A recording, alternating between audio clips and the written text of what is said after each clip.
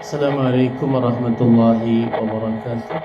Salawat dan salam semoga selalu Allah berikan kepada Nabi kita Muhammad sallallahu alaihi wa ala alihi wasallam, pada keluarga beliau, para sahabat serta orang-orang yang mengikuti beliau sampai hari kiamat kelak. Dengan nama-nama Allah yang husna dan sifat-sifatnya yang ulia, kita berdoa, Allahumma inna nas'aluka ilman nafi'an wa rizqan tayyiban wa amalan mutaqabbala. Allahumma amin. Ahibati fillah, hafani Allah wa iyyakum. Bapak, Ibu, saudara-saudari jamaah Masjid Al-Firdaus yang saya cintai karena Allah, semoga Allah Subhanahu wa taala selalu memberikan afiat kepada kita di dunia dan di akhirat. Ada sebuah riwayat diriwayatkan oleh Imam At-Tabarani dan Imam Ibnu Khuzaimah bahwa sahabat Nabi Abdullah bin Umar radhiyallahu anhuma berkata, "Kunna idza faqadna ar-rajula fil fajri wal isya asa'na adh-dhanna bihi." Kami, yaitu para sahabat Nabi radhiyallahu anhum, apabila tidak mendapati seseorang pada sholat subuh dan pada sholat isya, maka kami berprasangka buruk terhadap orang tersebut. Apabila kami tidak mendapati seseorang tidak sholat subuh dan tidak sholat isya, maka kami berprasangka buruk terhadap orang tersebut. Yang dimaksud dari perkataan ini adalah para sahabat Nabi radhiyallahu anhum secara aklamasi di tengah-tengah mereka bahwa apabila ada seseorang yang tidak mengerjakan sholat subuh dan sholat isya secara berjamaah, maka diprasangkai, ditenggarai bahwa dia adalah seorang munafik akbar, sebagaimana ayat Al-Quran, innal munafiqina yukhadi'una Allah wa huwa khadi'uhum wa idza qamu ila sholati qamu kusala. Orang-orang munafik mereka menipu Allah dan Allah membalas tipuan mereka jika mereka bangun mendirikan salat, bangun dalam keadaan malas. Begitu juga hadis Rasul sallallahu alaihi wasallam, athqalus salawati 'alal munafiqin salatul fajri wa salatul 'atamah. Salat yang paling berat atas orang-orang munafik adalah salat subuh dan salat isya. Oleh karena itulah, pada kesempatan kali ini kita ingin selalu memotivasi diri kita untuk melaksanakan salat subuh secara berjamaah. Ada beberapa bisyarah, kabar gembira bagi yang senantiasa menjaga salat subuh secara berjamaah. Yang pertama adalah cahaya yang sempurna pada hari kiamat. Kita tahu salah satu yang diperlukan oleh seorang hamba nanti di hari kiamat adalah cahaya untuk berjalan di atas sirat yang gelap, licin, menggelincirkan, tipis, lebih tipis daripada rambut, lebih tajam daripada pedang. Maka bagi siapa saja yang selalu menjaga sholat subuh berjamaah, dia akan mendapatkan cahaya. Dan cahaya tersebut akan dia dapatkan secara sempurna nanti pada hari kiamat. Hadis riwayat Imam Abu Daud dan Imam Tirmidzi yang menunjukkan akan hal ini, dari Buraidah bin Al-Husayn Al-Aslami radhiyallahu anhu, Rasul sallallahu alaihi wa ala alihi wasallam bersabda, "Basyiril masya'in fi dhulami ila al-masajid bin nuri tami yaumal qiyamah." Berikanlah kabar gembira kepada orang-orang yang berjalan kaki di dalam kegelapan menuju masjid-masjid. Tadi saya jalan dari rumah sampai masjid berjalan kaki. Ini salah satu penyebab Mengapa tadi dipilih jalan kaki? Di dalam kegelapan menuju masjid-masjid, dengan dia akan mendapatkan cahaya yang sempurna pada hari kiamat. Berarti pemahaman balik mafhumul mukhalafah dari hadis ini adalah yang tidak berjalan di kegelapan menuju masjid-masjid pada sholat subuh, dia tidak akan mendapatkan cahaya pada hari kiamat. Dan hadis ini menunjukkan al-jaza min jinsil amal, yang artinya pahala sesuai dengan jenis amal perbuatan. Ketika di dunia seseorang taat kepada Allah, dia jalan di kegelapan untuk taat kepada Allah, di hari kiamat dia akan diberi cahaya oleh Allah Subhanahu wa ta'ala.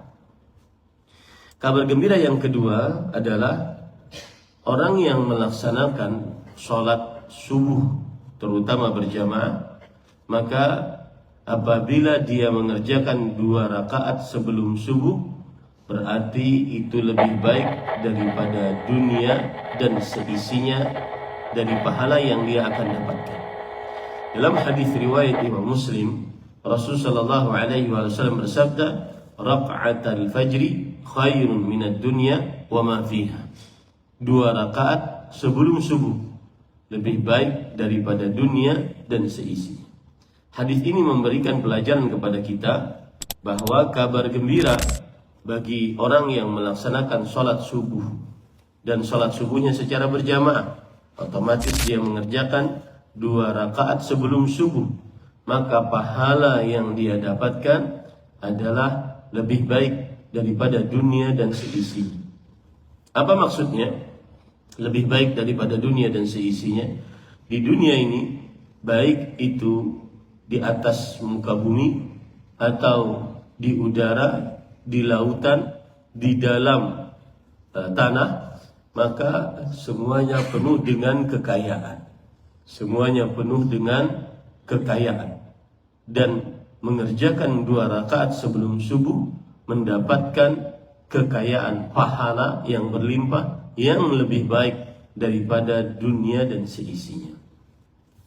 Kemudian pelajaran dari hadis ini juga adalah bahwa 2 rakaat sebelum subuh hanya 2 rakaat. Tidak boleh seseorang menambah, meskipun dia mengatakan saya habis tidur semangat. Kemudian setelah 2 rakaat sebelum subuh, kemudian dia tambah lagi 2 rakaat. Dia tambah lagi 2 rakaat sampai menunggu iqamah. Maka ini tidak diperbolehkan. Kenapa? Karena tidak sesuai dengan ajaran Rasulullah Sallallahu Alaihi Wasallam, yang mana sebelum subuh hanya mengerjakan 2 rakaat sebelum subuh. Pernah kejadian Sa'id ibn al-Musayyab rahimahullah, seorang tabi'i, beliau melihat ada orang yang habis mengerjakan sholat 2 rakaat sebelum subuh. Beliau mengerjakan 2 rakaat lagi, 2 rakaat lagi, 2 rakaat lagi. Maka kata Abdullah Sa'id bin Musayyab rahimahullahu ta'ala bahwa jangan engkau mengerjakan sholat 2 rakaat sebelum subuh. Kemudian orang tersebut bertanya, ayu'adzibunillahu ala shalah? Apakah Allah Subhanahu wa ta'ala akan menyiksaku karena aku sholat? Ini kan baik, sholat. Maka Sa'id ibn Musayyab, seorang tabi'i rahimahullah, beliau berkata, la yu'adzibuka ala shalah, walakin yu'adzibuka ala khilafis sunnah. Tidak, Allah tidak menyiksamu karena kamu sholat, tetapi Allah menyiksamu karena engkau mengerjakan ibadah yang tidak sesuai dengan sunnah Rasul Sallallahu Alaihi Wasallam. Kabar gembira yang ketiga, yaitu orang yang mengerjakan sholat subuh secara berjamaah, dia akan memanen pahala yang sangat banyak. Dalam hadis riwayat Imam Ahmad dari Uqbah ibn Amir radhiyallahu anhu, Rasulullah sallallahu alaihi wasallam bersabda, "Man kharaja min baitihi ila al-masjid, kutiba lahu bi kulli khutwatin yakhtuha 10 hasanat, wal qa'idu fil masjid yantadhiru as-salata kal qanit, wa yuktabu min al-musallin hatta yarji'a ila baitihi. Yang artinya, barang siapa yang keluar dari rumahnya menuju masjid, dituliskan untuknya setiap langkahnya yang dia langkahkan 10 kebaikan. 10 kebaikan. Dan orang yang duduk di masjid menunggu sholat seperti orang yang sedang sholat dengan khusyuk, dan dituliskan untuknya termasuk orang-orang yang mengerjakan sholat sampai dia pulang kembali ke rumahnya. Dan sekarang kita sholat dari rumah, jalan kaki, kemudian setelah sholat kita menunggu lagi seperti orang yang sholat sampai kita pulang ke rumah.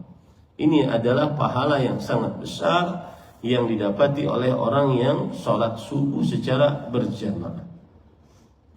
Kemudian di dalam hadis yang lain dari riwayat Imam Ahmad dari Abu Hurairah radhiyallahu anhu bahwa Rasul sallallahu alaihi wasallam bersabda, "Inna ahadakum ma qa'ada yantadhiru as-salata fi salatin ma lam yuhdith tad'u lahu al-malaika Allahumma ighfir lahu Allahumma arhamhu." Yang artinya, sesungguhnya salah seorang di antara kalian tidaklah duduk menunggu salat di dalam salatnya selama dia tidak berhadas, maka para malaikat akan mendoakan untuknya, ya Allah ampuni dia, ya Allah rahmati dia. Seperti yang kita lakukan sekarang ini. Setelah salat subuh atau setelah 2 rakaat sebelum subuh, kemudian kita duduk, kemudian setelah itu kita salat subuh, kemudian kita duduk lagi. Selama itu malaikat akan mendoakan 2 hal tadi. Allahumma ighfir lahu, Allahumma arhamhu. Ini adalah panen pahala bagi orang yang mengerjakan salat subuh secara berjamaah. Kemudian kabar gembira yang keempat, yaitu orang yang mengerjakan salat subuh secara berjamaah berarti dia disaksikan oleh para malaikat. Apa makna disaksikan? Para malaikat akan bersaksi di hadapan Allah Subhanahu wa taala kelak, di hadapan para malaikat, di hadapan Allah Subhanahu wa taala. Para malaikat akan bersaksi dengan memberatkan pahala bagi orang yang salat subuh secara berjamaah. Allah Subhanahu wa taala berfirman dalam surat Al-Isra ayat 78. Inna Qur'anal fajri kana mashhuda. Sesungguhnya salat subuh itu disaksikan. yakni maknahu tashhaduhul malaikat. Maknanya adalah disaksikan oleh para malaikat. Coba perhatikan dalam hadis riwayat Imam Bukhari dan Muslim dari Abu Hurairah radhiyallahu anhu bahwa Rasulullah sallallahu alaihi wasallam bersabda, "Tajtami'u malaikatul lail wa malaikatul nahar fi salatil fajr." Berkumpul malaikat malam dan malaikat siang pada salat subuh. Kemudian Abu Hurairah radhiyallahu anhu berkata, silahkan baca ayat Inna Qur'anal fajri kana mashhuda. Sesungguhnya salat subuh disaksikan oleh malaikat. Dan sebuah kaedah di dalam persaksian malaikat bahwa kalau malaikat sudah bersaksi, maka itu tidak gratisan, pasti ada keistimewaannya. Seperti misalkan Allah berfirman tentang Lailatul Qadar, tanazzalul malaikatu warruh. Para malaikat pada Lailatul Qadar dan juga Jibril alaihissalam turun ke langit dunia. Bahkan jumlah malaikat yang turun pada saat itu, inna adadal malaikah fi tilkal lailah ka'adadil hasa. Sesungguhnya jumlah para malaikat pada malam tersebut seperti jumlah pasir-pasir yang ada di atas muka bumi ini. Dan itu tidak gratisan. Itu tidak gratisan. Seperti tadi, malaikat mendoakan Allahumma ighfir lahu, Allahumma arhamhu. Arti perkataan saya tidak gratisan, berarti di situ banyak pahala yang disediakan oleh Allah Subhanahu wa taala. Kemudian kabar gembira yang kelima, yaitu orang yang mengerjakan salat subuh secara berjamaah, maka dia akan mendapatkan salah satu amalan yang menyebabkan ia masuk ke dalam surga dan jauh dari api nerakanya Allah Subhanahu wa taala. Dalam hadis riwayat Imam Muslim dari Rasulullah sallallahu alaihi wasallam beliau bersabda, lan yalijan nara ahadun shalla qabla tulu'i syamsi wa qabla ghurubiha. Yang artinya tidak akan pernah seseorang diceburkan ke dalam neraka, siapapun dia, yang selalu mengerjakan sholat sebelum matahari terbit dan sholat sebelum matahari terbenam. Sholat sebelum matahari terbit adalah sholat subuh, dan sholat sebelum matahari terbenam adalah sholat asar. Tidak akan masuk ke dalam nerakanya Allah Subhanahu wa ta'ala, siapapun dia, sebesar apapun dosanya. Kemudian Rasulullah SAW juga bersabda dalam hadis riwayat Bukhari dan Muslim dari Abu Musa al-Ash'ari radhiyallahu anhu, "Man shallal bardaini dakhala jannah." Barang siapa yang sholat dua sholat dingin, pasti masuk surga. Apa dua sholat dingin? Seperti sholat subuh yang tidak ada belum sinar matahari, dan seperti sholat asar yang tidak ada juga sinar matahari yang terik karena sudah mau tenggelam. Ini adalah kabar gembira yang kelima. Kabar gembira yang keenam, dan ini luar biasa. Ini luar biasa, yaitu ru'yatullah azza wa jalla. Yaitu di hari kiamat, orang yang senantiasa selalu menjaga sholat subuh berjamaah, dia akan diberikan anugerah oleh Allah Subhanahu wa ta'ala, bukan hanya sekedar masuk surga, akan tetapi ziyadah, pahala tambahan, pahala bonus dari masuk surga. Allah Subhanahu wa ta'ala berfirman dalam Al-Quran, lilladzina ahsanul husna wa ziyadah. Orang-orang yang berbuat kebaikan, maka dia akan mendapatkan husna. Dia akan mendapatkan husna, yaitu surga, wa ziyadah, dan tambahannya. Rasul sallallahu alaihi wasallam menyatakan atau menafsiri ayat ini, yang dimaksud dengan tambahan adalah melihat wajah Allah azza wa jalla. Allah Subhanahu wa ta'ala juga berfirman, lahum ma yasha'una fiha wa ladaina mazid. Para penghuni surga mendapatkan apa yang mereka inginkan di dalam surga, dan kami memiliki tambahan. Tambahan pahala, bonus pahala di dalam surga bagi penghuni surga adalah bisa melihat wajah Allah Subhanahu wa ta'ala. Dan melihat wajah Allah di dalam surga adalah kenikmatan yang paling dicintai oleh seluruh penghuni surga. Oleh seluruh penghuni surga.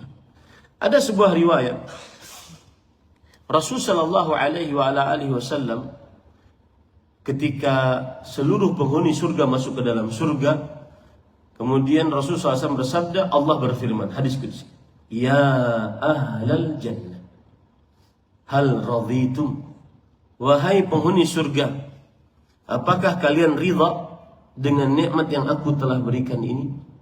Kemudian penghuni surga berkata, wa ma lana la nardha, kenapa kita tidak ridha? Laqad bayyadta wujuhana wa najjaitana minan nar. Kenapa kita tidak ridha dengan nikmat ini? Sungguh engkau telah menjadikan wajah-wajah kami bercahaya, kemudian engkau menyelamatkan kami dari api neraka.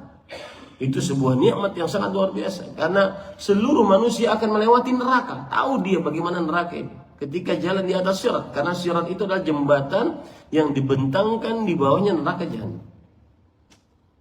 Maka ketika diselamatkan dari api neraka, dia sangat bersyukur. Kemudian Allah berfirman lagi kepada penghuni surga, hal azidukum, apakah aku tambahkan bagi kalian? Mau nggak aku tambahkan kepada kalian? Kemudian para penghuni surga mengatakan, ayyu syai'in afdalu min hadha, adakah nikmat yang lebih indah daripada ini ya Allah?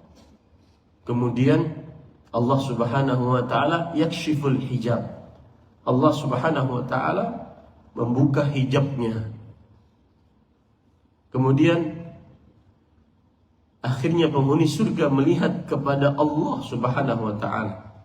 Nabi Muhammad sallallahu alaihi wasallam bersabda, wallahi laisa syai'un ahabba ila ahli jannah minan nadhari ila rabbihim.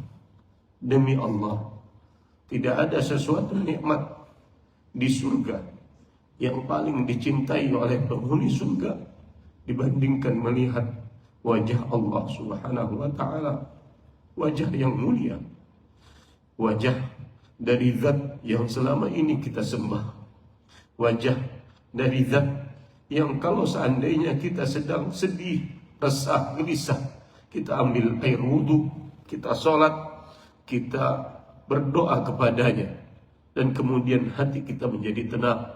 Wajah dari zat yang selama ini kita ruku dan sujud karenanya, wajah dari zat yang kalam-kalamnya kita hafal dan kita jaga hafalan kita.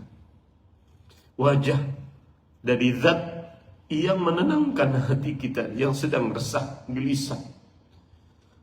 Kita rindu ingin bertemu dengan zat tersebut. Selama ini kita hanya minta-minta saja dan selalu dikabulkan. Bahkan kadang-kadang yang kita tidak minta dikasih sama Allah. Bahkan kadang-kadang yang kita minta ditambah dari permintaan kita. Mana zat tersebut? Mana zat tersebut? Mana wajah zat tersebut? Rindukanlah ingin bertemu dengan Allah. Salah satu cita-cita seorang manusia yang paling utama adalah an-nadharu ila rabbih. Ingin bertemu dengan Allah, rindu ingin bertemu dengan Allah Subhanahu wa ta'ala. Rasul sallallahu alaihi wasallam bersabda, "Man ahabba liqa Allah, ahabba Allah liqa'ah." Barang siapa yang mencintai, ingin bertemu dengan Allah, maka niscaya Allah Subhanahu wa ta'ala sangat ingin bertemu dengannya. Rindu bertemu dengan Allah Subhanahu wa ta'ala. Tidak ada nikmat di surga dari semua nikmat yang ada di surga mengalahkan nikmat bertemu dengan wajah Allah Subhanahu wa ta'ala. Dan orang yang menjaga salat subuh berjamaah, dia akan mendapatkan pahala bertemu dengan wajah Allah Subhanahu wa ta'ala. Rasul sallallahu alaihi wasallam bersabda dalam hadis riwayat Bukhari Muslim, "Innakum satarawna rabbakum yawmal qiyamah kama tarawna al-qamar la tudamuna fi ru'yati." Sesungguhnya kalian akan melihat Rabb kalian pada hari kiamat sebagaimana kalian melihat bulan pada malam purnama. Kalian tidak akan berdesak-desakan melihatnya. Di sini yang disamakan adalah cara melihatnya. Bukan berarti Allah seperti bulan, tetapi cara melihatnya. Kita akan melihat Allah Subhanahu wa ta'ala sebagaimana cara kita melihat bulan, yaitu tidak berdesak-desakan. Allah Subhanahu wa ta'ala bisa dilihat oleh hamba-hambanya yang beriman. Dan kemudian Rasul sallallahu alaihi wasallam bersabda, "Fa in istata'tum alla tughlabu ala salatin qabla tulu'i syamsi wa qabla ghurubiha faf'alu." Maka jika kalian sanggup untuk tidak pernah meninggalkan salat sebelum terbit matahari dan salat sebelum terbenam matahari, yaitu salat subuh dan salat asar, maka jangan pernah kalian tinggalkan. Yang ketujuh, para ikhwan yang dirahmati oleh Allah Subhanahu wa ta'ala, orang yang mengerjakan salat subuh berjamaah, dan mudah-mudahan yang kita kerjakan tadi masuk ke dalam hadis ini diterima oleh Allah Subhanahu wa ta'ala, yaitu dia seakan-akan mendapatkan pahala salat semalaman suntuk. Salat semalaman suntuk. Rasul sallallahu alaihi wasallam bersabda dalam hadis riwayat Imam Muslim, "Man shalla al-isya'a fi jama'ah faka'annama shalla nisfal lail, wa man shalla subha fi jama'ah faka'annama shalla al-laila kullah." Barang siapa yang salat isya secara berjamaah, maka seakan-akan dia salat setengah malam. Dari mulai terbenam matahari sampai pertengahan malam. Itulah pahala bagi orang yang mengerjakan salat isya secara berjamaah. Dan barang siapa yang salat subuh secara berjamaah, maka seakan-akan dia salat semalaman suntuk. Dari mulai waktu maghrib sampai waktu subuh. Dan jarang ada manusia yang bisa mengerjakan salat seperti itu. Bisa seseorang mendapatkan pahala salat seperti itu ketika dia mengerjakan, ketika dia mengerjakan sholat subuh berjamaah, dia akan mendapatkan pahala seperti orang sholat semalaman suntuk. Yang kedelapan, pada ikhwan yang dirahmati oleh Allah Subhanahu wa taala, orang yang mengerjakan sholat subuh secara berjamaah, maka dia akan didoakan oleh para malaikat, dan malaikat doanya kabul. Hadis riwayat Imam Ahmad dari Ali bin Abi Thalib, menantu Rasul sallallahu alaihi wasallam radhiyallahu anhu, bahwa Rasul sallallahu alaihi wasallam bersabda, "Man shallal fajra fi jama'ah thumma jalasa fi musallah, sallat alaihi al-malaikah wa salatuhum alaihi, Allahumma ighfir lahu, Allahumma arhamhu." Yang artinya, barang siapa yang sholat subuh kemudian ia duduk di tempat sholatnya, berarti berjamaah, maka para malaikat akan mendoakannya dan berdoa ke atasnya, Allahumma ighfir lahu, Allahumma arhamhu. Ya Allah, ampuni dia, ya Allah, rahmati dia. Yang kesembilan, sebelum terakhir, yaitu orang yang sholat subuh secara berjamaah, maka dia akan mendapatkan pahala haji dan umrah yang sempurna, yang sempurna, yang sempurna. Dalam hadis riwayat Imam Tirmidzi, Rasulullah sallallahu alaihi wasallam bersabda, "Man shallal ghadata fi jama'ah, thumma qa'ada yadhkuru Allah hatta tatlu'a asy-syams, thumma shalla rak'atain, kanat lahu ka ajri hajjatin wa umratin tammatin tammatin tammah."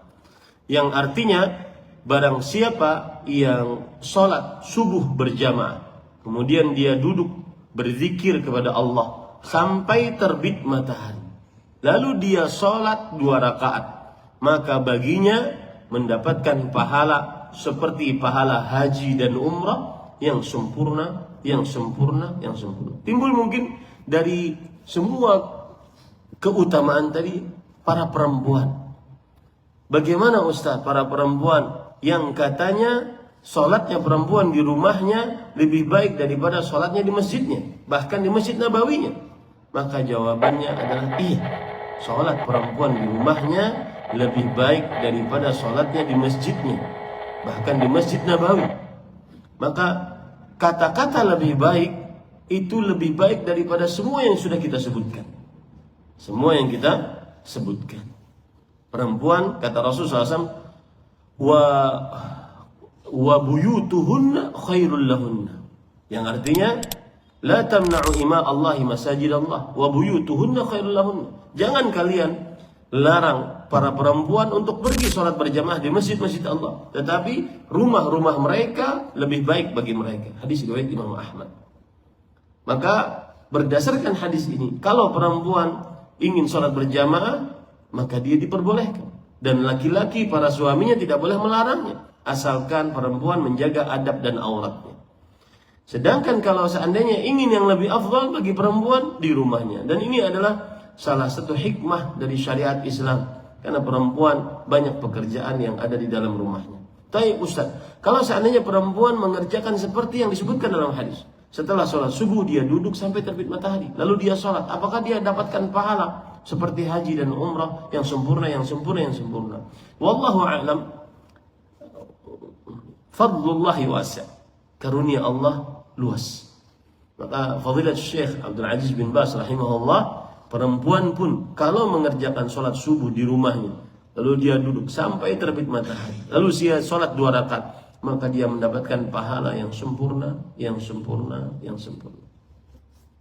Yang terakhir, dan ini luar biasa, ini yang saya sebutkan di Semarang kemarin, dan saya ulang di sini. Kita semua di zaman-zaman yang sulit ini, ekonomi kadang naik, kadang turun, tidak menentu. Salah satu yang menjadi keresahan bagi sebagian dari kita, semua dari kita, adalah sulitnya mencari rezeki, beratnya usaha di zaman sekarang. Keadaan fluktuatif, naik turun, tidak jelas. Ada 7 amalan yang dikerjakan maka akan mencukupkan kehidupan seseorang sampai akhir harinya, setiap harinya. Password kata kunci dari 7 amalan tersebut adalah perbaikilah waktu pagimu. Seriuslah memperbaiki waktu pagimu. Amalan yang pertama adalah bangun malam. Kemudian menjawab azan subuh. Muadzin mengucapkan Allahu Akbar, dia mengucapkan Allahu Akbar, Allahu Akbar. Kemudian yang kedua, berdoa setelah azan. Allahumma rabb hadhihi da'wati tammah was salatil qa'imah ati Muhammadan al-wasilata wal fadilah. Kemudian yang ketiga, salat 2 rakaat sebelum subuh, yang pahalanya lebih baik daripada dunia dan seisinya. Kemudian yang keempat, salat subuh. Kemudian yang keempat, berdoa di antara azan dan iqamah. Ad-du'a bainal adzan wal iqamah la yurad. Doa antara azan dan iqamah tidak ditolak. Kemudian yang kelima, salat subuh berjamaah dengan keutamaan yang 10 yang kita sudah sebutkan ini. Kemudian yang keenam, berzikir setelah salat subuh. Kemudian yang ketujuh, berzikir pagi setelah salat subuh. Maka siapa yang mengerjakan ini, niscaya dicukupkan oleh Allah Subhanahu wa taala. Boleh ditambah dengan ketika terbit matahari dia salat 2 rakaat yang disebut dengan salat isyraq atau salat awal duha. Dalilnya apa ini? Dalilnya hadis riwayat Imam Muslim dari Abdullah bin Mas'ud radhiyallahu anhu. Beliau ketika setelah selesai salat subuh, kemudian salat 2 rakaat, kemudian beliau mengatakan alhamdulillah alladzi ahallana li hadzal yaum. Segala puji bagi Allah yang telah mencukupkan keperluan kita pada hari ini. Dan juga berdasarkan hadis riwayat Imam Abu Daud, Rasulullah SAW bersabda, man irka'li arba'an awalan nahar akfika akhirah. Wahai anak Adam, salatlah untukku di pagi hari 4 rakaat, 2 rakaat salam, 2 rakaat salam.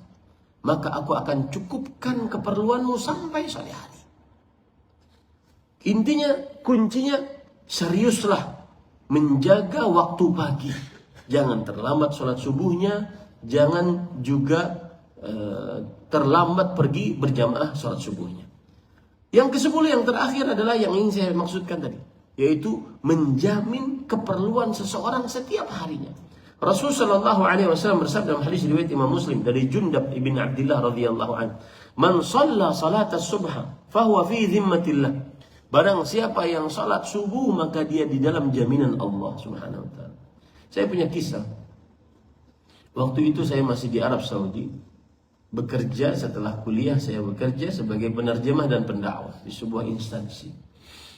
Kemudian kita antara rumah dengan masjid bisa jalan kaki. Dan biasanya di jalan-jalan agak gelap. Setelah selesai sholat subuh berjamaah, teman saya keluar. Kemudian para jamaah pun sebagian keluar untuk pergi pulang ke rumahnya. Ada orang yang nancap gas melalui mobilnya, mengenai teman saya tadi, terpelanting beberapa meter. Subhanallah. Baik orang yang menabrak, orang yang ditabrak, dua-duanya dalam keadaan sehat. Bahkan sampai teman ini mengatakan, tidak ada apa-apa. Kata orang Arab Saudi ini, enggak, kita pergi ke rumah sakit. Saya khawatir engkau ada apa-apa di dalam patah atau yang semisal. Diperiksa dari awal sampai akhir. Alhamdulillah. Man shalla subha fahuwa fi dhimmatillah. Barang siapa yang salat subuh, maka dia di dalam jaminan Allah Subhanahu wa taala. Inilah 10 keistimewaan dan kabar gembira bagi orang yang mengerjakan salat subuh secara berjamaah. Semoga kultum kuliah terserah antum ini yang tadinya 7 menit jadi 17 menit. Mudah-mudahan bermanfaat. Sallallahu Nabi Muhammad walhamdulillahi rabbil alamin. Subhanakallah bihamdik asyhadu an la ilaha illa anta astaghfiruka wa atubu ilaik. Wassalamualaikum warahmatullahi wabarakatuh.